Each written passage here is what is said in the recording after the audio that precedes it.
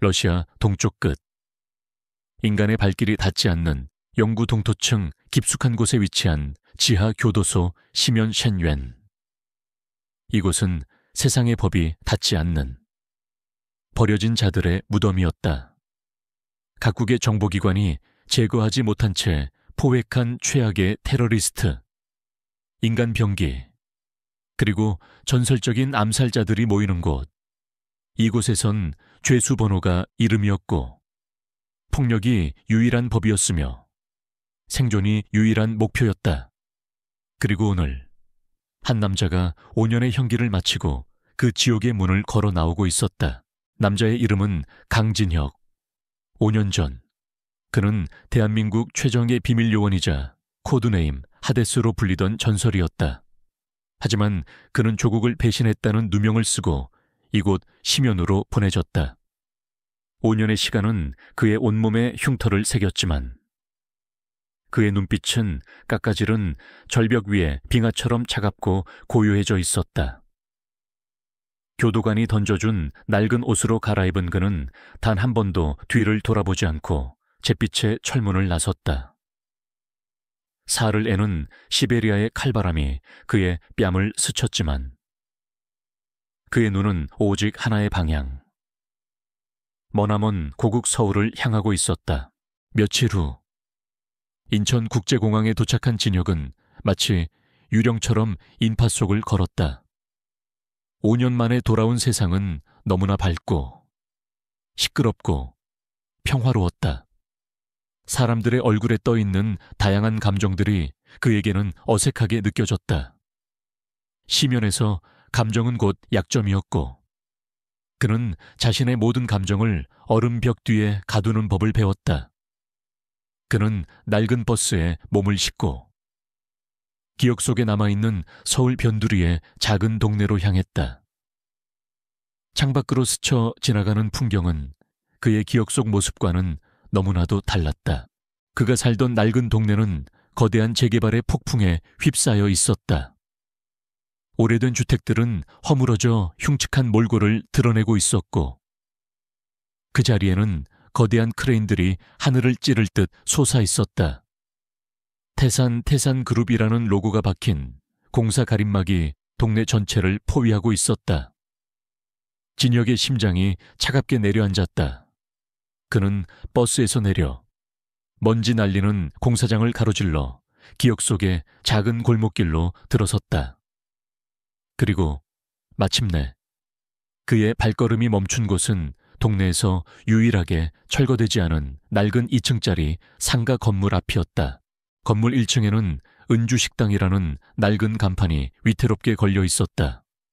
그가 세상에서 가장 사랑하는 어머니 이은주 여사가 평생을 바쳐 운영해 온 작은 백반집이었다. 그의 집이자 그의 세상의 전부였던 곳. 하지만 지금 그곳의 풍경은 평화롭지 않았다. 값비싼 검은색 세단 몇 대가 골목을 막아선 차에 서 있었고 덩치 좋은 사내 대여섯 명이 가게 입구를 둘러싸고 있었다. 그들은 태산그룹의 로고가 박힌 점퍼를 입고 있었다. 진혁은 길 건너편 어둠 속에 몸을 숨긴 채 얼음 같은 시선으로 그 광경을 지켜보았다. 사내들의 중심에는 그의 어머니가 서 있었다. 5년의 세월은 어머니의 얼굴에 깊은 주름을 새겨 놓았다. 아들이 반역자라는 오명을 쓴 채 사라진 후 그녀가 겪었을 고통과 슬픔이 그 주름 하나하나에 응축되어 있는 듯했다. 하지만 그녀의 허리는 꼿꼿했고 눈빛은 조금도 굴하지 않았다. 모파라 내 눈에 흙이 들어가기 전까지는 이 가게 한 발자국도 못 나간다. 우두머리로 보이는 남자가 비웃으며 그녀 앞으로 계약서 한 장을 내밀었다. 할머니, 좋게 말할 때 도장 찍으시죠. 이런 거지 같은 동네에 우리가 제시한 보상금이면 감지덕지 해야 하는 거 아닙니까? 회장님 아들인 최민석 이사님께서 직접 지시하신 일입니다. 더 이상 시간 끌면 우리도 곤란해요. 그의 말투에는 노골적인 협박과 경멸이 담겨 있었다. 어머니는 그 계약서를 거칠게 밀쳐냈다. 그딴 더러운 돈 필요 없으니 당장 꺼져. 그 순간 남자의 눈빛이 흉악하게 변했다. 이 노인네가 진짜... 그는 손을 휘둘러 가게 앞에 테이블을 엎어버렸다. 와장창 하는 소리와 함께 그릇들이 산산조각 났다. 다른 사내들도 기다렸다는 듯 가게의 의자를 부수고 기물을 파손하기 시작했다. 어머니는 절망적인 비명을 지르며 그들을 막아서려 했다. 이놈들아, 그만둬. 바로 그때 우두머리 남자가 그녀의 어깨를 거칠게 밀쳤다. 악, 비명과 함께 어머니의 몸이 힘없이 바닥으로 쓰러졌다. 진혁의 눈동자가 순간적으로 멈췄다. 그의 심장도 함께 멈춘 듯했다. 5년간 심연에서 온갖 끔찍한 일들을 겪으면서도 단 한 번도 흔들리지 않았던 그의 세상이 바로 그 순간 산산조각 나고 있었다. 남자는 바닥에 떨어진 계약서를 발로 툭 차 어머니의 얼굴 옆으로 보냈다. 그리고는 어머니의 손을 자신의 구둣발로 지그시 밟았다. 마지막 기회야. 도장 찍어. 안 그러면 이 손으로 다시는 밥 장사 못하게 만들어 줄 테니까. 어머니의 입에서 고통스러운 신음이 터져 나왔다. 그 신음소리는 세상에서 가장 날카로운 칼이 되어 진혁의 심장을 관통했다. 그의 몸 안에서 5년간 잠들어 있던 무언가가 깨어나고 있었다. 그것은 단순한 분노가 아니었다.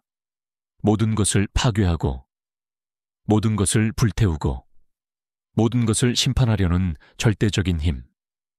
심연의 지배자였던 하데스의 분노였다. 그의 굳게 닫혔던 입술이 아주 천천히, 아주 미세하게 열렸다. 그의 눈동자 깊은 곳에서 지옥의 불꽃이 타오르기 시작했다. 그는 어둠 속에서 천천히 한 걸음 앞으로 내디뎠다. 사냥이 시작될 시간이었다. 어둠 속에서 걸어 나온 강진혁의 모습은 지극히 평범했다. 낡은 옷, 헝클어진 머리, 그리고 5년의 세월이 새겨진 지친 얼굴. 그의 등장은 위협적이라기보다는 초라해 보였다. 건달들은 잠시 경계하는 듯했지만 이내 그의 행색을 보고 비웃음을 터뜨렸다. 어머니의 손을 짓밟고 있던 우두머리가 귀찮다는 듯 턱짓을 했다. 웬 거렁뱅이야. 돼지기 싫으려면 구경 그만하고 썩 꺼져. 하지만 진혁은 움직이지 않았다. 그는 그저 얼음처럼 차가운 눈으로 남자의 구둣발과 그 밑에 깔린 어머니의 고통스러운 손을 번갈아 볼 뿐이었다. 그의 입이 열렸다. 목소리는 낮고 건조했지만 주변의 모든 소음을 집어삼킬 듯한 기묘한 무게감을 담고 있었다. 그 발, 치워. 그 말에 남자는 어이가 없다는 듯 웃음을 터뜨렸다. 이 새끼가 지금 뭐라고 짓거리는 거야, 야. 너희들, 저놈 대가리 좀 식혀줘라. 가장 가까이 있던 건달 하나가 침을 뱉으며 진혁에게 다가왔다. 야, 임마, 좋은 말로 할 때. 그가 진혁의 멱살을 잡기 위해 손을 뻗는 순간이었다. 번개보다 빠른 움직임이었다. 진혁의 손이 건달의 손목을 붙잡았다. 우드득, 뼈가 으스러지는 끔찍한 소리가 골목에 울려 퍼졌다. 건달의 입에서 비명조차 나오지 못했다. 진혁은 그대로 남자의 팔을 꺾어 어깨를 탈골시킨 뒤 명치에 정확하고 간결한 주먹을 꽂아 넣었다. 커헉 하는 소리와 함께 거구의 남자가 거품을 물고 쓰러졌다. 모든 일이 눈 깜짝할 사이에 일어났다. 나머지 건달들은 동료가 쓰러지는 것을 보고서야 상황의 심각성을 깨달았다. 그들은 욕설을 내뱉으며 일제히 진혁에게 달려들었다. 하지만 그들의 움직임은 심연에서 생존을 위해 싸워야 했던 진혁의 눈에는 어린아이의 장난처럼 느리고 서툴렀다. 그는 화려한 기술을 쓰지 않았다. 그의 모든 움직임은 오직 상대의 전투력을 가장 빠르고 효율적으로 무력화시키는 데에만 집중되어 있었다. 한 명의 팔꿈치 관절을 역방향으로 꺾어버리고 다른 한 명의 무릎을 걷어차 주저앉힌 뒤 목덜미의 급소를 눌러 의식을 빼앗았다. 비명과 뼈 부러지는 소리가 교차했지만 정작 진혁의 움직임에는 어떤 소리도 없었다. 그는 마치 춤을 추는 그림자 같았다. 불과 10초 남짓한 시간에 우두머리를 제외한 모든 건달들이 피투성이가 된 채 바닥에 나뒹굴고 있었다. 골목 안에는 오직 고통스러운 신음소리만이 가득 찼다. 우두머리는 눈앞의 광경을 믿을 수 없다는 듯 공포에 질린 얼굴로 뒷걸음질 쳤다. 방금 전까지 보잘것없어 보이던 남자는 이제 지옥에서 올라온 악마처럼 보였다. 진혁은 그에게 신경 쓰지 않고 바닥에 쓰러져 있는 어머니에게 다가갔다. 그는 조심스럽게 무릎을 꿇고 남자의 구둣발을 아무렇지 않게 치워버렸다. 그리고는 피가 맺힌 어머니의 손을 부드럽게 감싸 쥐었다. 어머니, 저예요. 진혁이에요. 어머니는 충격과 고통, 그리고 믿을 수 없다는 감정이 뒤섞인 눈으로 아들을 바라보았다. 5년 전 앳된 모습은 사라졌지만 그 깊은 눈빛만은 변하지 않았다. 진혁아, 정말 네가 맞니? 그녀의 목소리가 가늘게 떨렸다. 눈물이 쉴 새 없이 흘러내렸다. 진혁은 어머니를 부축해 일으켜 세우고 그녀의 등을 부드럽게 감싸 안았다. 그리고는 얼어붙은 우두머리를 향해 고개를 돌렸다. 그의 눈빛에는 어떤 감정도 담겨 있지 않았지만 남자는 그 시선 앞에서 온몸의 피가 얼어붙는 듯한 공포를 느꼈다. 진혁은 아무 말 없이 어머니를 데리고 가게 안으로 들어갔다. 그날 밤 어머니는 아들의 품에 안겨 한참을 울었다. 5년간 쌓인 서름과 그리움, 그리고 아들이 반역자라는 오명 때문에 겪어야 했던 수모를 모두 토해냈다. 진혁은 그저 묵묵히 어머니의 등을 토닥여줄 뿐이었다. 그는 아직 모든 진실을 말할 수 없었다. 그저 이제 괜찮아요. 어머니, 제가 다 해결할게요. 이제 아무도 어머니를 괴롭히지 못할 거예요. 라고 약속할 뿐이었다. 어머니가 지쳐 잠든 것을 확인한 후 진혁은 조용히 자리에서 일어났다. 그의 눈빛은 다시 하데스의 그것으로 돌아와 있었다. 그는 어둠 속으로 스며들었다. 건달들이 남긴 흔적을 쫓는 것은 그에게 식은 죽 먹기보다 쉬운 일이었다. 그는 그들이 아지트로 사용하는 변두리의 한 폐공장에 도착했다. 안에서는 낮에 당한 굴욕을 술로 풀며 고래고래 소리를 지르는 소리가 들려왔다. 그 거지 같은 새끼, 다음에 만나면 반드시 죽여버릴 거야. 진혁은 소리 없이 공장의 낡은 철문 틈으로 들어섰다. 그의 등장에 술에 취해 있던 건달들의 얼굴이 경악으로 물들었다. 이번에는 경고가 아니었다. 심판이었다. 진혁은 어둠 속을 질주하는 한 마리의 흑표범처럼 움직였다. 공장 안은 순식간에 아비규환의 현장으로 변했다. 소의 파이프를 휘두르는 자의 팔을 부러뜨리고 칼을 뽑아든 자의 손목 힘줄을 끊었다. 그는 급소를 피해 고통을 극대화하는 방법을 너무나도 잘 알고 있었다. 그는 살인을 하지 않았지만 그가 지나간 자리에는 살아있는 것이 더 고통스러운 인간들이 비명을 지르며 나뒹굴었다. 마지막으로 남은 우두머리는 공포에 질려 무릎을 꿇고 빌기 시작했다. 살려주세요. 시키는 대로 했을 뿐입니다. 최민석 이사님이, 태산그룹 초의 이사님이 시킨 일입니다. 진혁은 그의 앞에 쭈그리고 앉았다. 그리고는 그의 오른쪽 다리를 잡아 비틀었다. 두두둑 뼈가 부서지는 끔찍한 소리와 함께 남자의 처절한 비명이 공장을 가득 메웠다. 진혁은 고통으로 몸부림치는 남자의 귓가에 얼음 같은 목소리로 속삭였다. 이건 내 어머니를 건드린 대가다. 똑똑히 기억해둬. 그리고 네 주인에게 돌아가서 전해. 다음번에는 이 빚을 내 놈이 아닌 최민석 그자에게 직접 받으러 가겠다고. 그리고 하데스가 안부를 전하더라고 말해라. 하데스라는 이름에 남자의 눈이 공포로 새하얗게 질렸다. 그는 그 이름이 아무께서 무엇을 의미하는지 어렴풋이 들어본 적이 있었다. 그는 고통과 공포 속에서 미친 듯이 고개를 끄덕였다.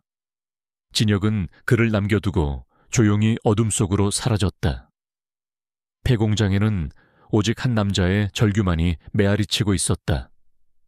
복수의 첫 번째 장이 그렇게 피와 뼈로 쓰여졌다. 어머니의 찢어진 상처를 치료하고 낡았지만 따뜻한 아랫목에 뉘어들인 후 강진혁은 다시 어둠 속으로 나왔다.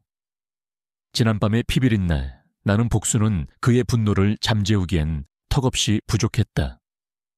그것은 단지 거대한 전쟁의 시작을 알리는 작은 포성에 불과했다. 태산그룹이라는 괴물은 단순한 폭력만으로는 무너뜨릴 수 없는 거대한 성체였다. 성을 무너뜨리기 위해서는 성의 설계도를 알아야 했고 성벽의 가장 약한 부분을 공략할 공성추가 필요했다. 그는 낡은 공중전화 부스로 들어가 먼지 쌓인 수화기를 들었다. 그리고 기억 속 깊은 곳에 묻어두었던 번호를 눌렀다. 신호는 단 3번 울리고 끊겼다. 30분 후 다시 전화벨이 울렸다. 수화기 너머에서는 아무 소리도 들리지 않았다. 진혁이 먼저 입을 열었다. 나다. 짧은 한마디였다. 수화기 너머에서 잠시 숨막히는 침묵이 흘렀고 이내 익숙하지만 5년의 세월만큼 거칠어진 목소리가 들려왔다. 선배님, 살아 계셨군요. 다음날 새벽 인적이 드문 한강의 한 공원에서 두 남자가 마주섰다. 박지훈, 5년 전 진혁이 이끌던 비밀팀의 막내이자 유일하게 그의 무죄를 믿었던 후배였다. 그는 진혁의 실종 이후 정보부 내에서 한직으로 밀려나 온갖 수모를 겪었지만 결코 자신의 신념을 꺾지 않았다. 그는 살아 돌아온 전설을 믿을 수 없다는 듯한 눈으로 바라보았다. 도대체 지난 5년간 어디에 계셨던 겁니까? 저희는 선배님이 작전 중 사망했다고. 진혁은 그의 말을 잘랐다. 이야기는 나중에 하지. 지금은 시간이 없어 도움이 필요하다. 그의 말에 지훈은 망설임 없이 고개를 끄덕였다. 무엇이든 말씀만 하십시오. 진혁의 눈빛이 차갑게 빛났다.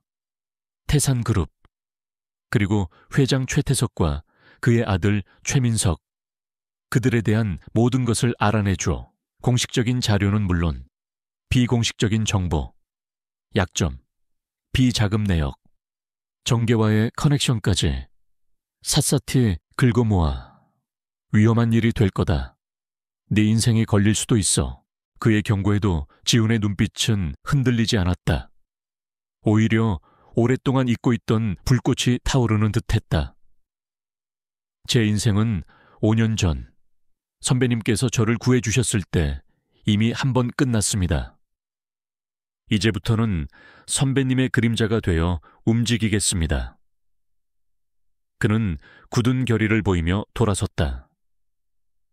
진혁은 그의 뒷모습을 보며 잠시 과거를 회상했다. 이제 그의 곁에는 국가 시스템 내부에 박아 넣을 날카로운 단검 하나가 생겼다. 하지만 이것만으로는 부족했다. 그는 허름한 PC방으로 들어가 가장 구석진 자리에 앉았다. 그리고 보안이 완벽한 다크웹의 비밀 포럼에 접속했다. 그는 단 한 줄의 코드를 입력했다. 심연이 그림자를 들이온다. 그것은 심연의 생존자들이 서로를 알아보는 암호이자 지옥에서 맺어진 맹약의 신호였다. 몇 분이 지나지 않아 그의 모니터에 응답이 도착했다. 해골 마스크를 쓴 캐릭터의 아이콘과 함께 짧은 메시지가 떠 있었다. 명령을. 나의 신, 그는 코드네임 제로. 현실 세계에서는 존재하지 않는 유령이자 디지털 세계의 신으로 불리는 천재 해커였다. 그는 시면에서 경쟁 조직의 표적이 되어 죽기 직전 진혁의 도움으로 목숨을 건졌다. 진혁은 새로운 메시지를 보냈다.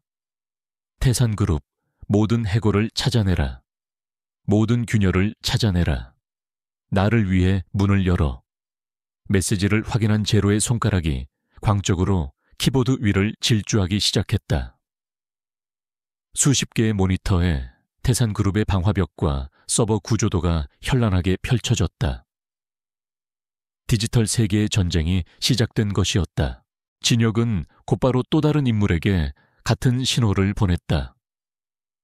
이번에는 홍콩의 한 초고층 빌딩 펜트하우스에서 응답이 왔다. 최고급 실크 가운을 입은 중년의 남자가 와인 잔을 들고 자신의 통제실에 앉아 있었다. 그는 코드네임 마이더스.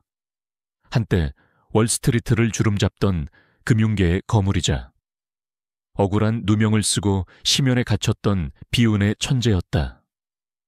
진혁은 그곳에서 그의 무죄를 증명할 단서를 찾아주었고 그의 목숨을 지켜주었다. 마이더스는 진혁의 신호를 보고 미소를 지었다. 그는 진혁을 은인이자 유일하게 존경하는 인물로 여겼다. 진혁의 메시지는 간결했다. 태산그룹 재무구조를 분석해 압박점을 찾아 경제전쟁을 준비한다. 마이더스는 와인 잔을 내려놓고 태산그룹의 주가 차트를 화면에 띄웠다. 그의 눈빛은 먹잇감을 발견한 맹수처럼 번뜩였다. 오랜만에 재미있는 사냥이 되겠군. 그는 즉시 자신의 팀의 지시를 내리기 시작했다. 태산그룹의 주식을 공매도하고 그들의 약한 고리인 자회사들을 공격할 준비를 시작했다. 그렇게 하룻밤 사이에 강진혁을 중심으로 한 거대한 복수의 네트워크가 완성되었다.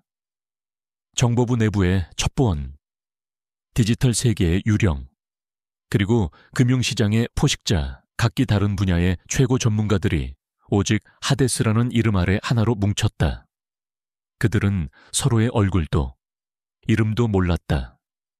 그저 지옥에서 자신들을 구원해준 한 남자에 대한 절대적인 충성심과 빚을 갚아야 한다는 강렬한 동기만이 존재할 뿐이었다. 진혁은 PC방을 나와 허름한 모텔의 방을 잡았다. 그는 벽에 태산그룹의 조직도와 최태석 일가의 사진을 붙여놓았다.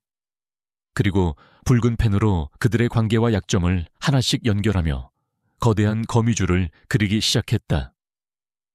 그는 더 이상 혼자가 아니었다. 그의 손에는 이제 보이지 않는 칼과 방패가 들려 있었다. 지난밤이 단순한 복수의 서막이었다면 오늘 밤은 거대한 제국을 무너뜨리기 위한 전쟁의 시작이었다. 창밖의 도시가 깊은 잠에 빠져들고 있을 때 그림자들의 전쟁은 이미 소리 없이 시작되고 있었다. 태산그룹 본사 펜트하우스에 위치한 회장실은 그 자체로 하나의 작은 왕국이었다. 도시 전체를 발 아래 조망하는 거대한 통유리창과 박물관에서나 볼 법한 고가의 예술품들, 그리고 방 전체를 짓누르는 듯한 권위적인 공기. 최태석 회장은 최고급 가죽 의자에 앉아 눈앞에선 아들 최민석을 경멸 어린 시선으로 내려다보고 있었다. 아들의 얼굴은 밤탱이가 되어 꼴사납게 부어 있었고 그의 보고는 변명과 허풍으로 가득 차 있었다. 그러니까 그놈이 갑자기 나타나서 저희를 공격했습니다. 아버지 보통 놈이 아닙니다. 특수 훈련이라도 받은 것처럼. 최민석은 애써 자신의 무능함을 감추려 했다. 최태석은 그의 말을 가로막았다. 그래서 그놈이 남긴 말은 뭐였지? 아들은 잠시 머뭇거리다. 떨리는 목소리로 대답했다. 하데스가 안부를 전하더라고 했습니다. 그 이름에 최태석의 눈썹이 미세하게 꿈틀거렸다. 잊고 있던 과거의 망령이 희미하게 떠오르는 듯했지만 그는 이내 코웃음을 쳤다. 하데스는 5년 전에 죽었다. 시체도 찾지 못했지. 아마 그 이름을 주워들은 웬 미친놈이 객기를 부리는 거겠지. 그의 오만함은 진실을 볼 가능성을 스스로 차단해버렸다. 그에게 중요한 것은 하데스의 정체가 아니라 감히 자신의 사업에 회방을 놓고 아들의 얼굴에 상처를 낸 놈이 있다는 사실 그 자체였다. 그의 권위에 대한 용납할 수 없는 도전이었다. 그는 인터폰을 눌러 비서실에 명령했다. 백 팀장, 지금 당장 내 사무실로 들어오라고 해. 잠시 후 굳게 닫힌 문이 열리고 한 사내가 들어왔다. 전직 특수부대 대위 출신으로. 현재는 태산그룹의 비정규 보안팀. 일명 그림자들을 이끄는 백철중 팀장이었다. 그는 용병 출신과 퇴역 군인들로 구성된 합법과 불법의 경계에서 회장의 더러운 일을 처리하는 사냥개였다. 최태석은 그에게 부서진 건달들의 사진을 던져주며 명령했다. 어젯밤 이놈들을 이렇게 만든 놈이 있다. 네 팀을 풀어서 그놈을 잡아와 누구의 사주를 받았는지 알아낸 다음 그 어미와 함께 조용히 청소해버려. 다시는 이 땅에서 벌레 소리가 들리지 않도록. 백철중은 아무런 감정 없는 얼굴로 고개를 숙였다. 알겠습니다. 회장님, 그날 밤 은주식당이 있는 낡은 골목에 짙은 어둠이 내렸다. 강진혁은 창가에 앉아 조용히 밤의 소리에 귀를 기울이고 있었다. 어머니는 그가 끓여준 약을 먹고 깊이 잠들어 있었다. 그는 이미 박지훈으로부터 태산그룹의 그림자들에 대한 정보를 입수한 상태였다. 그들이 올 것이라는 것을 그는 알고 있었다. 그리고 그는 자신의 영역 안에서 사냥개들을 맞이할 준비를 끝마친 상태였다. 자정이 넘은 시각, 마침내 그들이 왔다. 골목의 모든 가로등이 일제히 꺼지며 완전한 암흑이 찾아왔다. 백철중의 팀은 일반 건달들과는 차원이 달랐다. 그들은 소음 없이 움직이며 건물을 완벽하게 포위했고 각자의 위치에서 진입 신호를 기다렸다. 백철중은 무정의에 나직하게 명령했다. 진입. 그러나 그의 명령에 대답이 돌아와야 할 대원들의 무정의는 지직거리는 소음만을 내뱉을 뿐이었다. 이미 진혁이 설치해둔 소형 전파 교란 장치가 작동하고 있었기 때문이었다. 불길한 예감에 백철중이 직접 행동에 나서려던 순간 등 뒤의 어둠 속에서 한 대원이 비명도 지르지 못하고 쓰러졌다. 진혁의 사냥이 시작된 것이었다. 그는 어둠 그 자체가 되어 움직였다. 옥상에 있던 저격수의 목을 뒤에서 꺾어버리고 뒷문으로 진입하려던 2명의 다리를 부러뜨렸다. 그의 움직임은 인간의 것이라고는 믿기 어려울 정도로 빠르고 정교했으며 치명적이었다. 그는 상대의 공격 패턴과 심리를 완벽하게 꿰뚫어 보고 있었다. 공포는 전염된다. 보이지 않는 적에게 동료들이 하나씩 쓰러져 나가자 산전수전 다 겪은 용병들의 정신도 무너지기 시작했다. 그들에게 이곳은 더 이상 작은 식당 건물이 아니라 모든 방향에서 죽음이 튀어나오는 거대한 무덤처럼 느껴졌다. 마침내 진혁은 백철중의 앞에 모습을 드러냈다. 식당 내부. 희미한 달빛이 들어오는 창가에 그는 유령처럼 서 있었다. 백철중은 공포를 억누르고 군용 단도를 뽑아들었다. 내 놈, 대체 정체가 뭐냐? 진혁은 대답 대신 자세를 낮췄다. 두 전문가 사이의 싸움은 이전과는 다른 차원이었다. 칼날이 공기를 가르는 소리가 날카롭게 울리고 주먹과 발이 부딪히는 둔탁한 소리가 이어졌다. 백철중은 분명 인간의 한계를 넘어선 강자였다. 하지만 그의 상대는 더 이상 인간의 범주에 속해 있지 않았다. 시묘는 진혁에게서 인간성을 일부 빼앗아간 대신 생존 본능과 전투 기술을 극한까지 끌어올려 놓았다. 결과는 순식간에 결정되었다. 진혁은 백철중의 칼을 든 손목을 부러뜨리고 이어지는 발차기로 그의 복부를 가격해 숨을 멈추게 했다. 그리고 마지막 일격으로 그의 턱을 가격해 의식을 끊어버리려던 순간 그는 주먹을 멈췄다.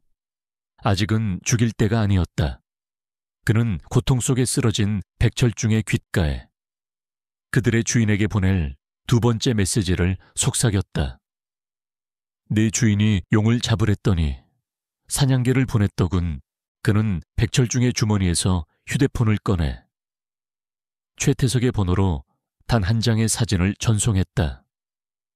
그것은 박살이 난 차에 서로의 몸 위에 쌓여있는 그림자들 대원들의 모습이었다. 사진과 함께 짧은 메시지를 보냈다. 다음 사냥은 내가 직접 가지. 잠시 후 태산그룹의 회장실에서 최태석이 휴대폰을 벽에 던져버리는 굉음이 울려 퍼졌다. 그의 얼굴은 분노와 함께 아주 희미한 그가 오랫동안 잊고 있었던 두려움이라는 감정으로 일그러져 있었다. 전쟁의 판도가 조금씩 보이지 않게 기울어지고 있었다. 백철중과 그의 정예팀 그림자들의 처참한 실패 소식은 최태석 회장에게 단순한 보고가 아닌 굴욕적인 선전포고였다. 그는 자신의 호화로운 사무실에서 밤새도록 분노를 삭였다. 그의 일생에 이토록 무력감을 느낀 것은 처음이었다. 적은 모습을 드러내지 않은 채 그의 가장 날카로운 사냥개들의 목줄을 끊어버렸다. 그는 보안 시스템을 최고 등급으로 올리고 아들의 모든 외부 활동을 금지시켰다. 그리고 보이지 않는 적이 다시 모습을 드러내기를 기다렸다. 하지만 그가 예상한 물리적인 공격은 다시 일어나지 않았다. 전쟁은 이미 다른 전장, 보이지 않는 곳에서 시작되고 있었다. 강진혁은 허름한 모텔 방을 자신의 전쟁 지휘 본부로 삼았다. 그는 암호화된 통신 채널을 통해 전 세계에 흩어져 있는 자신의 팀에게 명령을 내렸다. 1단계 작전 개시. 그 짧은 명령과 함께 거대한 태산그룹의 제국을 향한 동시다발적인 공격이 시작되었다. 어둠 속에서 수많은 모니터 불빛에 얼굴을 비추고 있던 해커 제로의 손가락이 마침내 움직였다. 그의 공격은 태산그룹의 철옹성 같던 방화벽을 비웃기라도 하듯 유령처럼 스며들어갔다. 그는 데이터를 파괴하거나 시스템을 마비시키지 않았다. 대신 그는 모든 것을 보고 듣고 기록하는 귀신을 서버 깊숙한 곳에 심어놓았다. 며칠간의 잠복 끝에 그는 마침내 첫 번째 보물을 발견했다. 최태석 회장이 직접 관리하는 비밀 비자금 장부. 그 안에는 이번 재개발 프로젝트를 위해 수많은 정치인과 고위 관료들에게 뿌려진 검은 돈의 흐름이 낱낱이 기록되어 있었다. 같은 시각 홍콩의 금융 중심지에서는 마이더스가 움직이고 있었다. 그는 태산그룹의 재무제표를 보며 마치 예술작품을 감상하듯 미소를 지었다. 겉보기에는 완벽해 보였지만 그의 눈에는 곳곳에 숨겨진 균열과 부실의 흔적이 보였다. 그는 수십 개의 유령 계좌를 통해 태산그룹의 주식을 대량으로 공매도하기 시작했다. 시장은 아직 아무것도 눈치채지 못했다. 그것은 거대한 폭풍 전에 고요한 바다와 같았다. 첫 번째 공격은 아주 미미한 파문으로 시작되었다. 진혁은 제로가 빼낸 비자금 장부의 극히 일부, 즉 재개발 지역의 환경평가보고서가 조작되었다는 증거만을 익명의 제보 형식으로 한 인터넷 언론사에 흘렸다. 기사는 작게 나갔지만 파급력은 생각보다 컸다. 환경단체들이 들고 일어났고 태산그룹의 도덕성에 대한 의문이 제기되기 시작했다. 그리고 그 여파로 태산의 주가는 아주 조금, 하지만 분명하게 하락했다. 최태석 회장은 대수롭지 않게 생각하려 애썼다. 그는 홍보팀을 족쳐 기사를 막고 거액의 기부금으로 환경단체들을 입막음하려 했다. 하지만 그의 마음속에서는 불길한 예감이 싹트고 있었다. 내부 정보 유출을 의심하여 보안팀을 닥달했지만 그들은 어떤 해킹의 흔적도 찾아내지 못했다. 마치 유령이 저지른 범죄와 같았다. 그는 보이지 않는 적의 존재를 어렴풋이 느끼기 시작했지만 그 실체는 전혀 짐작조차 할 수 없었다. 며칠 후 최태석은 하락한 주가를 부양하고 투자자들의 신뢰를 회복하기 위해 대규모 해외 신사업 투자 발표 기자회견을 열었다. 그는 이 발표를 통해 자신과 태산그룹의 건재함을 과시하고 최근의 악재들을 모두 덮어버릴 생각이었다. 수많은 카메라와 기자들 앞에서 그는 자신만만한 미소를 지으며 새로운 프로젝트의 청사진을 발표하기 시작했다. 바로 그 순간 마이더스와 제로의 진짜 공격이 시작되었다. 마이더스는 그동안 매집해 두었던 공매도 물량을 시장에 한꺼번에 쏟아부었다. 동시에 제로는 기자회견장에 대형 스크린을 해킹했다. 최태석의 자신감 넘치는 얼굴이 떠있던 스크린은 갑자기 암전되더니 태산그룹이 투자하기로 한 해외 파트너사가 실체가 없는 유령 회사라는 증거 자료로 뒤덮였다. 그뿐만이 아니었다. 익명의 제보자에 의해 태산그룹의 핵심 자회사들이 심각한 재정 위기에 처해 있다는 정보가 실시간으로 증권계에 퍼져나갔다. 기자회견장은 순식간에 아수라장이 되었다. 기자들의 날카로운 질문이 최태석에게 쏟아졌다. 유령 회사에 투자하신 것이 사실입니까? 자회사의 부실을 숨기고 있었던 겁니까? 그의 등 뒤에 있던 실시간 주가 표시 화면에서 태산그룹의 주식 그래프가 맹렬한 속도로 수직 낙하하기 시작했다. 최태석은 새파랗게 질린 얼굴로 속수무책으로 무너져 내리는 자신의 제국을 바라볼 뿐이었다. 그는 아무런 대답도 하지 못했다. 같은 시각 서울의 한 허름한 모텔방. 강진혁은 낡은 텔레비전 화면으로 생중계되는 기자회견장의 혼란을 무표정하게 지켜보고 있었다. 그의 눈에는 어떤 기쁨이나 만족감도 없었다. 오직 차가운 결의와 냉정한 계산만이 존재할 뿐이었다. 보이지 않는 전쟁의 첫 번째 전투는 그의 완벽한 승리로 끝났다. 최태석은 막대한 돈과 함께 자신의 가장 소중한 자존심에 치명적인 상처를 입었다. 이제 그는 이성을 잃고 실수를 저지르기 시작할 터였다. 그리고 진혁은 바로 그 순간을 기다리고 있었다. 공개적인 망신을 당한 기자회견 이후 최태석 회장의 사무실은 얼어붙은 화산과 같았다. 그의 분노는 폭발하지 않고 안으로 응축되어 주변의 모든 것을 서늘한 공포로 질식시켰다. 그는 긴급 이사회를 소집했지만 해결책을 찾기 위한 자리가 아니었다. 그것은 배신자를 색출하기 위한 잔혹한 신문회였다. 그는 수십 년간 자신을 보좌해온 늙은 재무이사가 조심스럽게 재정 안정화 방안을 건의하자 서류를 그의 얼굴에 집어던지며 소리쳤다. 내 결정에 토를 다는 건가 아니면 자네도 그 보이지 않는 쥐새끼들과 한패인가. 그는 그 자리에서 충성스러운 임원을 해고해버렸다. 그 모습을 본 다른 임원들은 겁에 질려 입을 굳게 다물었다. 한때 절대적인 충성심으로 뭉쳐있던 태산그룹의 심장부에 의심과 불신이라는 독이 퍼지기 시작했다. 최태석의 오만함은 이제 편집증적인 불안으로 변해가고 있었다. 그는 외부의 적보다 내부의 배신자가 더 두려웠다. 그는 백철중에게 회사의 모든 임직원을 대상으로 한 강도 높은 내부 감찰을 지시했다. 충성심을 증명할 기회라고 생각한 백철중은 미친 개처럼 날뛰기 시작했다. 사무실은 도청장치로 뒤덮였고 모든 통화와 이메일이 감시당했다. 직원들은 서로를 의심의 눈초리로 바라보며 언제 자신의 목이 날아갈지 모른다는 공포 속에서 하루하루를 보냈다. 제국은 외부가 아닌 내부에서부터 스스로 무너져 내리고 있었다. 이 모든 혼란을 강진혁의 팀은 실시간으로 지켜보고 있었다. 그들은 이 기회를 놓치지 않았다.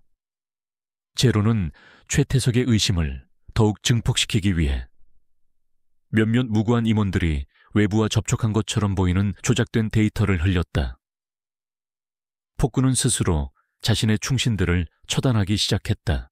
이 모든 혼란 속에서 가장 불안한 것은 최민석이었다. 그는 아버지의 분노와 경멸을 온몸으로 받아내야 했다. 하데스라는 이름과 함께 돌아온 정체불명의 적수는 그에게 씻을 수 없는 굴욕을 안겨주었다. 그는 어떻게든 자신의 가치를 증명하고 아버지의 인정을 되찾고 싶었다. 바로 그때 그의 귀에 솔깃한 정보가 들어왔다. 정부에서 발주하는 대규모 스마트 시티 건설 프로젝트, 태산그룹의 사활이 걸린 이 프로젝트의 입찰이 며칠 앞으로 다가온 것이었다. 그는 이것이 자신의 실수를 만회할 마지막 기회라고 생각했다. 정당한 경쟁으로는 승리를 장담할 수 없었다. 그는 아버지처럼 더럽고 확실한 방법을 선택하기로 했다. 그는 입찰 심사를 총괄하는 국토부의 고위 공무원 박성진 국장의 뒷조사를 시작했다.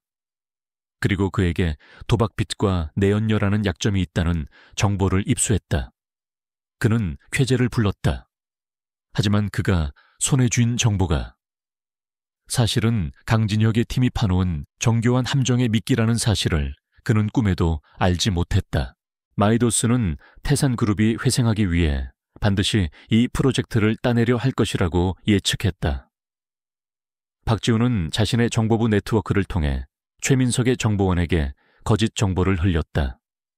그리고 제로는 최민석의 모든 통신을 감청하며 그의 계획을 손바닥 들여다보듯 지켜보고 있었다.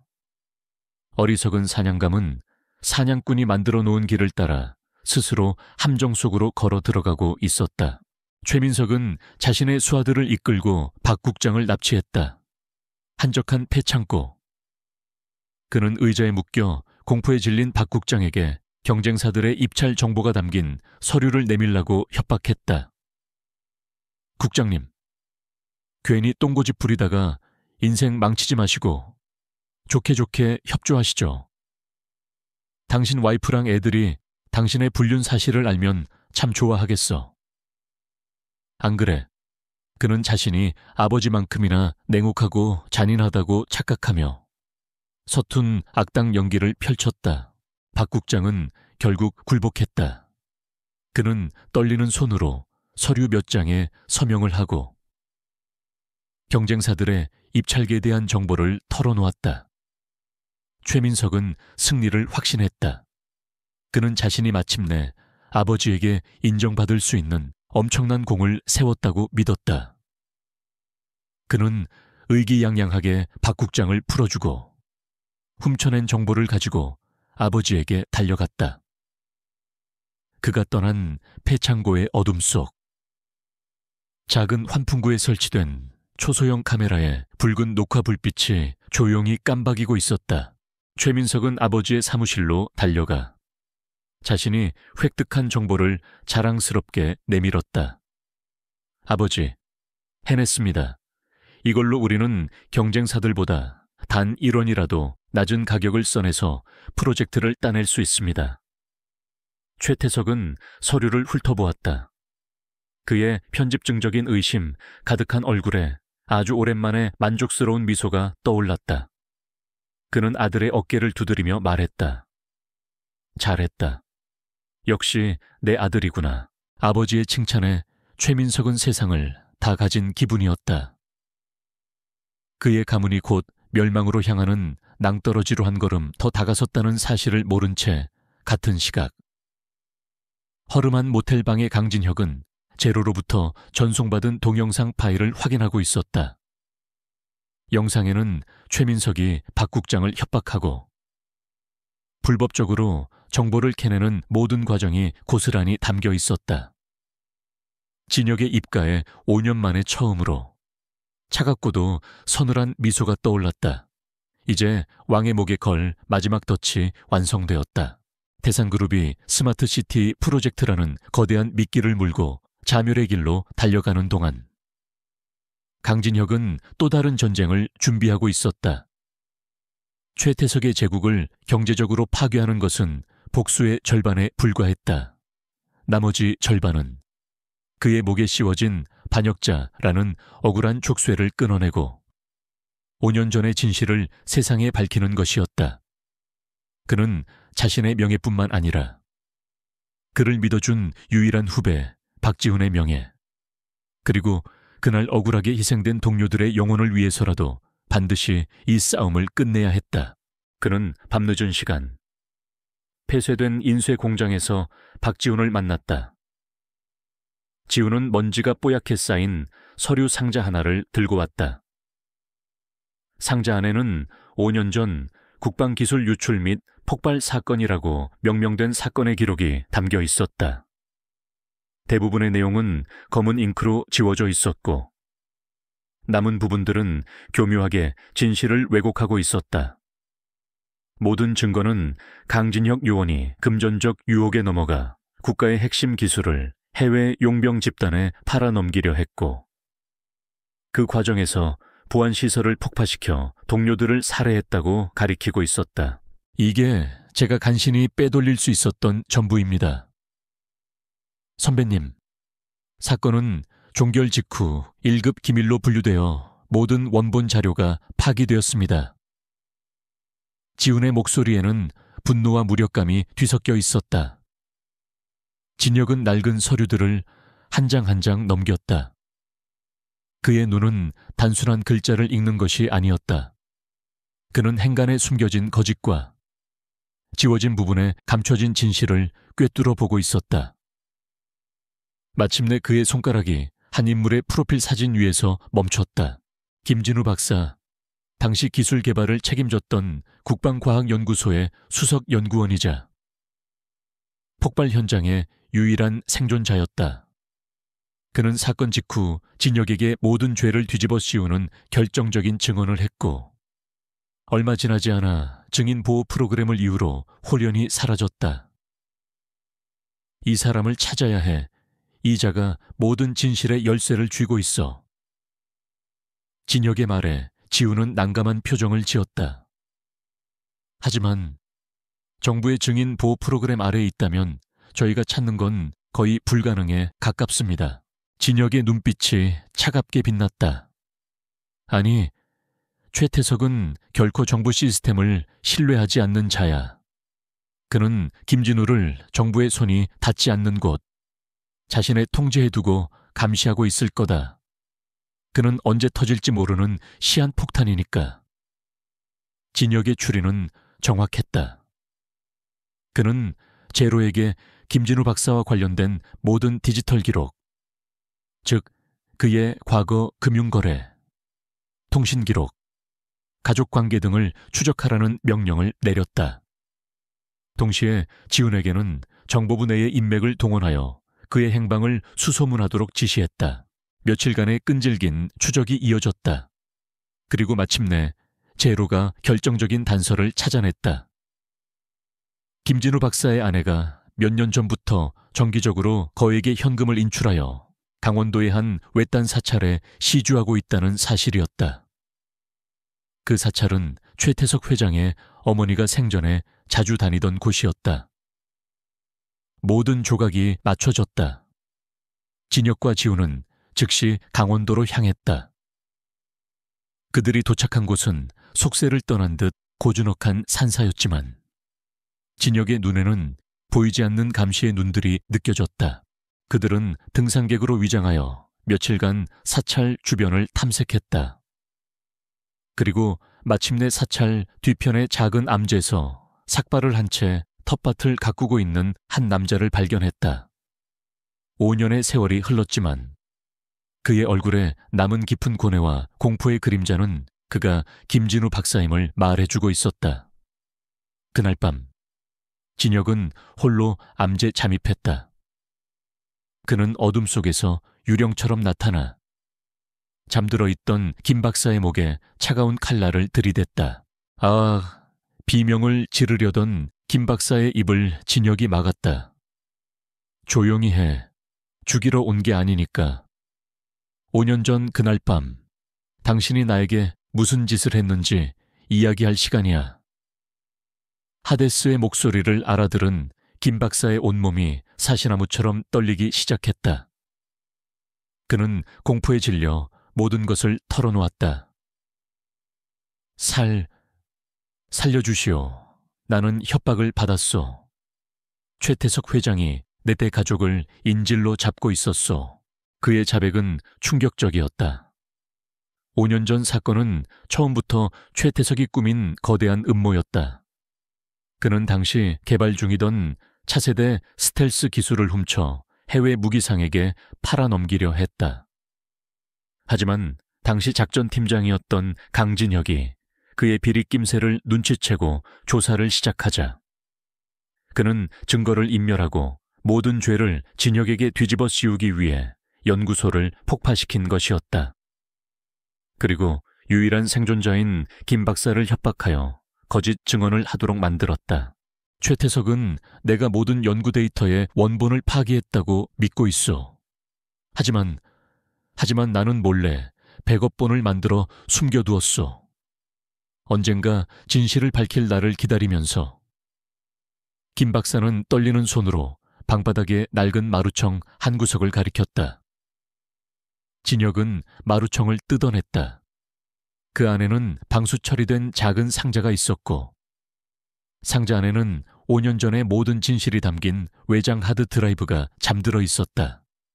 최태석이 자신의 손으로 완벽하게 파괴했다고 믿었던 그의 죄를 증명할 유일한 스모킹 건이었다. 진혁은 외장 하드를 자신의 주머니 깊숙이 넣었다. 이제 반역자를 심판할 마지막 칼이 그의 손에 쥐어졌다. 태산그룹의 스마트 시티 프로젝트 론칭 행사는 그야말로 세기의 쇼였다. 국내외의 모든 주요 언론사와 정재계 거물들이 총출동하여 행사가 열리는 컨벤션 센터를 가득 메웠다. 최근의 악재들을 비웃기라도 하듯 최태석 회장은 그 어느 때보다 자신감 넘치는 모습으로 단상에 올라 태산그룹의 위대한 비전을 선포하고 있었다. 그는 이 행사를 통해 자신의 건재함을 과시하고 제국의 반석을 더욱 굳건히 다질 생각이었다. 앞자리에 앉은 아들 최민석은 영웅이라도 된 듯 자랑스러운 표정으로 아버지를 우러러보고 있었다. 유리 태산그룹은 바로 이 스마트 시티 프로젝트를 통해 대한민국을 넘어 세계의 미래를 선도할 것입니다. 이것은 저의 약속이자 태산의 약속입니다. 최태석이 연설의 절정을 향해 달려가며 목소리를 높이는 순간이었다. 행사장 전체의 조명이 약속이라도 한 듯 일제히 꺼졌다.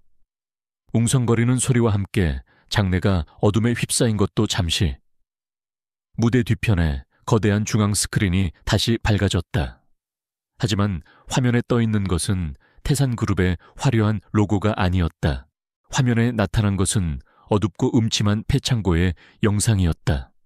그리고 그 안에서 최민석이 겁에 질린 공무원 박성진의 멱살을 잡고 협박하는 모습이 고스란히 재생되기 시작했다. 입찰 정보를 넘기지 않으면 내 놈의 더러운 사생활을 온 세상에 까발려주마. 그의 저급하고 오만한 목소리가 최고급 음향 시스템을 통해 행사장 전체에 선명하게 울려 퍼졌다. 장내는 충격으로 얼어붙었다. 사람들은 자신의 눈과 귀를 의심했다. 최민석의 얼굴은 새하얗게 질려 핏기 하나 없었다. 최태석이 경악하여 무대 감독에게 소리치려던 순간 화면은 다시 바뀌었다. 이번에는 복잡한 수식과 설계도로 가득 찬 연구 데이터 파일들이 나타났다. 그리고 차갑고 감정 없는 한 남자의 목소리가 내레이션으로 흘러나왔다. 지금 여러분이 보시는 것은 5년 전 대한민국이 도난당했던 차세대 스텔스 기술의 핵심 데이터입니다. 화면에는 최태석의 비밀 계좌로 거액의 돈이 입금되는 거래 내역과 그가 해외 무기상과 주고받은 암호화된 이메일이 차례로 떠올랐다. 목소리는 계속되었다. 최태석 회장은 국가의 기술을 팔아넘긴 진짜 반역자입니다. 그리고 그는 자신의 죄를 덮기 위해 당시 이 사실을 거의 다 밝혀냈던 안보정보원 강진형 요원과 그의 팀을 살해하고 모든 죄를 그에게 뒤집어 씌웠습니다. 내레이션이 끝나는 순간 행사장 전체의 조명이 다시 켜졌다. 하지만 무대를 비추던 스포트라이트는 꺼져 있었다. 대신 단 하나의 스포트라이트가 행사장 맨 뒤쪽 중앙 통로의 입구를 비추고 있었다. 그곳에 한 남자가 서 있었다. 화려하지는 않지만 몸에 딱 맞는 검은 정장을 입은 남자. 그는 그저 서 있기만 했을 뿐인데도 수천 명의 군중을 압도하는 거대한 존재감을 뿜어내고 있었다. 강진혁이었다. 그는 천천히 하지만 망설임 없는 걸음으로 중앙 통로를 걸어 무대를 향해 나아가기 시작했다. 사람들은 마치 약속이라도 한 듯 길을 열었다.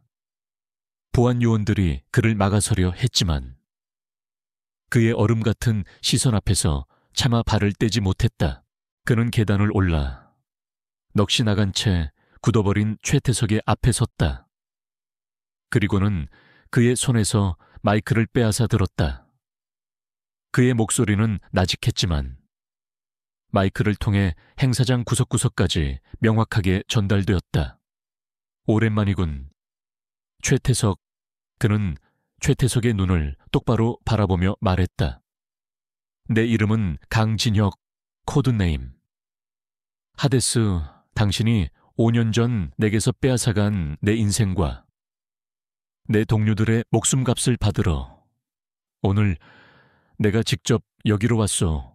그의 선언이 끝나는 순간 행사장 밖에서 수십 대의 경찰차와 검찰 수사 차량의 사이렌 소리가 요란하게 울려 퍼지기 시작했다. 최태석이 평생을 바쳐 쌓아 올린 오만과 탐욕의 제국. 그 화려했던 성의 마지막 커튼이 가장 굴욕적인 방식으로 내려오고 있었다. 보이지 않던 유령이 마침내 모습을 드러냈고 심판의 시간이 찾아온 것이었다. 강진혁의 선언은 사형 선고와도 같았다. 그의 말이 끝나기가 무섭게 행사장 입구와 비상구에서 수십 명의 검찰 수사관들이 쏟아져 들어왔다.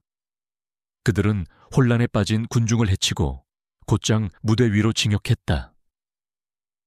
평생을 법 위에 군림하며 살아온 최태석 회장은 자신의 왕국 한복판에서 수많은 카메라 플래시 세례를 받으며 차가운 수갑을 차게 되었다.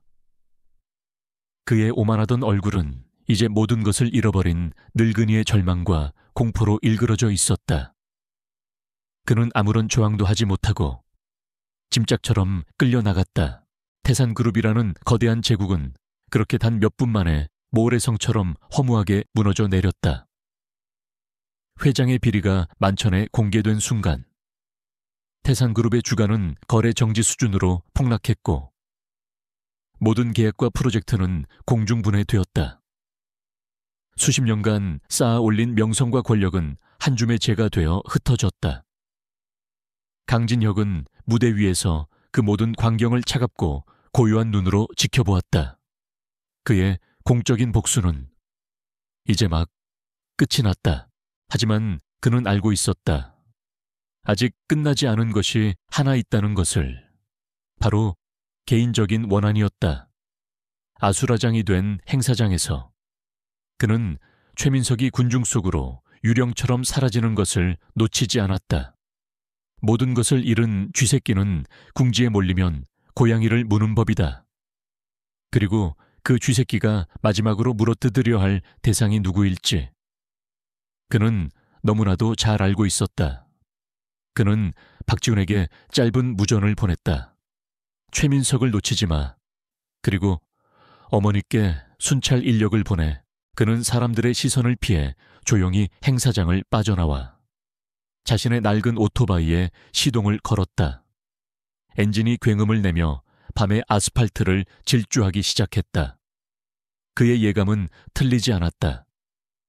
최민석은 이 모든 비극의 원인이 강진혁의 어머니, 그 보잘것없는 늙은 여자 때문이라고 생각했다.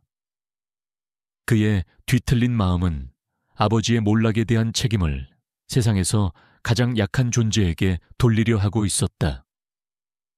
그는 미친 듯이 차를 몰아 은주식당이 있는 낡은 골목으로 향했다. 진혁이 골목 어귀에 도착했을 때 그는 이미 한 발 늦어 있었다. 식당의 유리창은 박살이 나 있었고 안에서는 최민석의 광기 어린 고함 소리가 들려왔다. 이 더러운 할망구 때문에 너희들 때문에 우리 아버지가 내 인생이 전부 망했어. 다 같이 죽어버리자. 진혁은 심장이 멎는 듯한 기분으로 식당 안으로 뛰어들어갔다.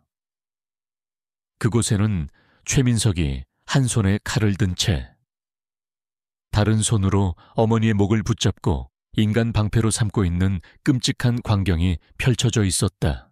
그의 주변에는 휘발유가 흥건하게 뿌려져 있었고 그의 다른 손에는 라이터가 들려 있었다. 그의 눈은 실성한 사람처럼 충혈되어 있었다.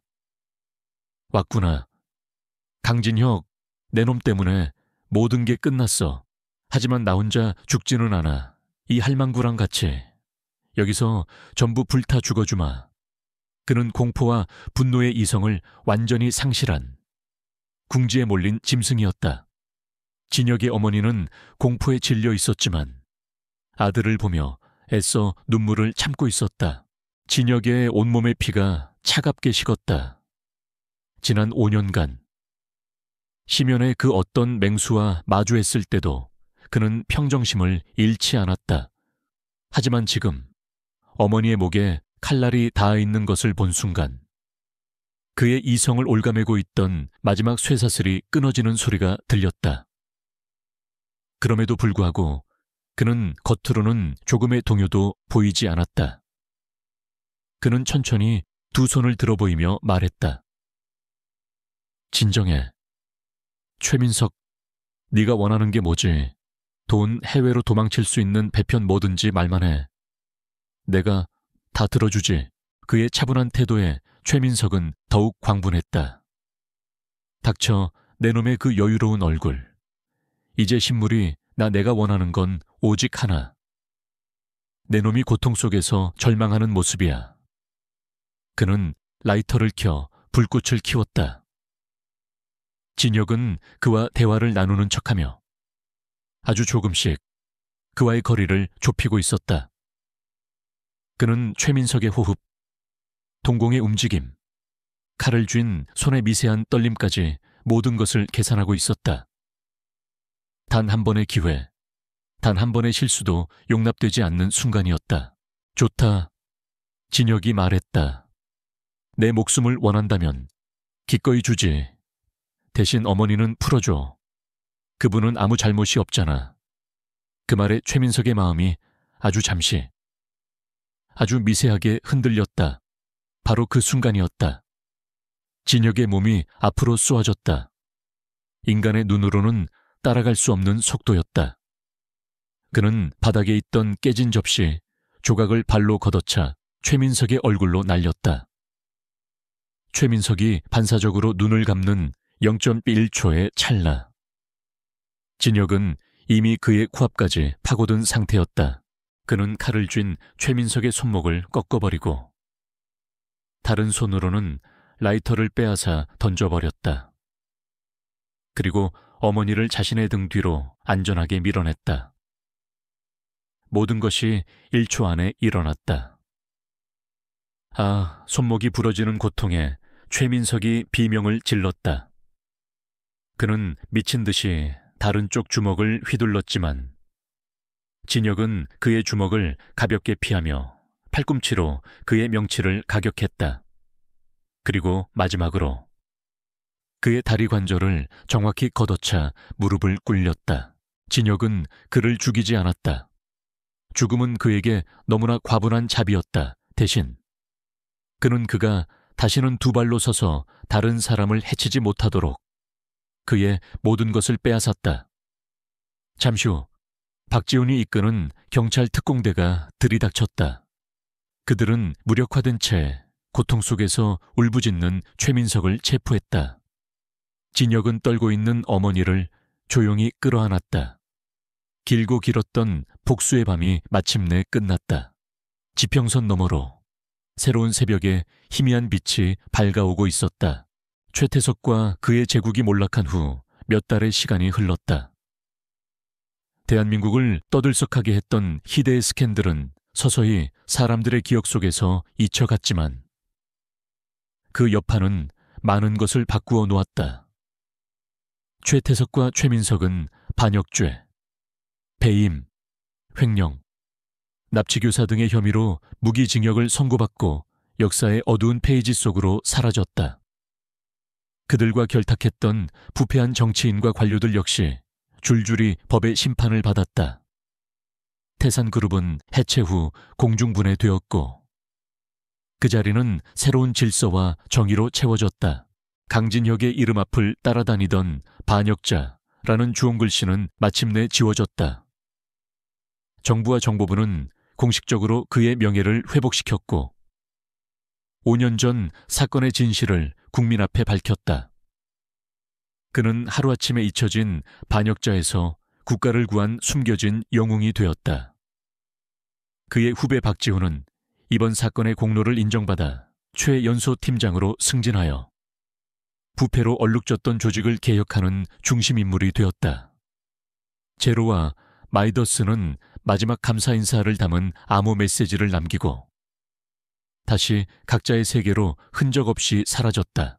모든 것이 제자리를 찾아가던 어느 봄날, 한 대의 검은색 세단이 은주식당 앞에 멈춰 섰다. 차에서 내린 사람은 정보부의 새로운 수장이 된 서훈 장군이었다. 그는 한때 진혁의 가장 존경받는 스승이자 상관이었다. 그는 깨끗하게 재단장된 식당을 둘러보며 감회가 새로운 듯한 표정을 지었다. 식당 안쪽에서 앞치마를 두른 채 그릇을 닦고 있던 진혁이 조용히 그를 맞이했다. 서 장군은 그의 어깨를 두드리며 말했다. 자네가 아니었으면 이 나라의 근간을 뒤흔들 뻔한 거악을 뿌리 뽑지 못했을 걸세. 모두가 자네에게 큰 빚을 졌어. 그는 잠시 뜸을 들이다 본론을 꺼냈다. 자네를 위해 새로운 자리를 하나 만들었네. 대통령 직속 대테러 및 특수임무를 총괄하는 새로운 조직이야. 자네에게 모든 권한을 위임하겠네. 돌아와 주게. 진혁이, 국가가, 그리고 내가 자네의 힘을 필요로 하네. 그것은 거부할 수 없는 제안이었다. 명예, 권력, 그리고 국가를 위해 일한다는 대의명분까지 5년 전에 그였다면 망설임 없이 받아들였을 것이다. 하지만 지금의 그는 달랐다. 심연의 어둠은 그에게서 많은 것을 앗아갔지만 동시에 가장 소중한 것이 무엇인지를 깨닫게 해주었다. 그는 조용히 고개를 저었다. 과분한 제안이십니다. 장군님, 하지만 저의 전쟁은 이제 끝났습니다. 그의 눈빛은 단호했다. 제가 싸웠던 이유는 국가나 거창한 대회 때문이 아니었습니다. 저는 단지 억울하게 돌아가신 동료들의 명예를 되찾고 제 어머니의 눈물을 닦아드리고 싶었을 뿐입니다.